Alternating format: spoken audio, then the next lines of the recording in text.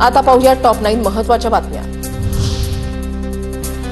पश्चिम बंगालच्या मुर्शिदाबादमध्ये वक्फ सुधारणा विधेयकाविरोधातील निदर्शनाला हिंसक वळण। हिंसक आंदोलनामुळे बाप लेकाचा मृत्यू तर गोळी लागल्यानं एक जण जखमी। हिंसाचार प्रकरणी 110 जणांना अटक। मंजुरीसाठी पाठवलेल्या विधेयकांवर निर्णय घेण्यासाठी राष्ट्रपती आणि राज्यपालांना 3 महिन्यांची मुदत। सर्वोच्च न्यायालयाचा मोठा निर्णय। तमिळनाडू सरकारची 10 मंजूर विधेयकं राज्यपालांकडे प्रलंबित असल्याच्या प्रकरणामध्ये सर्वोच्च न्यायालयाचा निकाल। देशभरात आज हनुमान जयंतीचा उत्साह। नाशिकमधील अंजनेरी इथे हनुमान जन्मोत्सव सोहळा। अयोध्येमधील हनुमान गढी मंदिरामध्ये पहाटेपासूनच भाविकांची मांदियाळी। मुंबईच्या कांदिवलीमधील चारकोपमध्ये सूर्यमुखी हनुमान मंदिरात हनुमान जन्मोत्सव साजरा।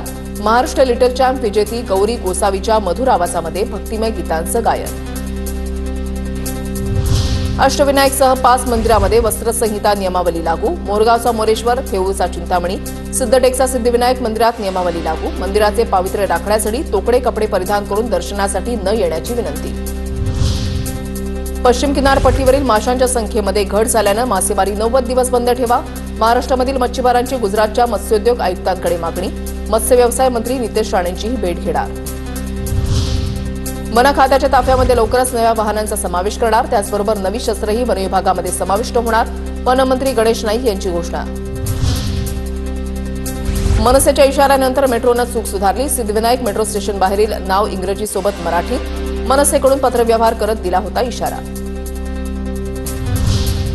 पुणे विद्यापीठाजवळील आनंद ऋषीजी चौकामधील प्रस्तावित समतल विलगकाला अंदाज समितीच्या बैठकीमध्ये मंजुरी। लांबी कमी केल्यानं खर्चामध्ये 30 कोटींची बचत।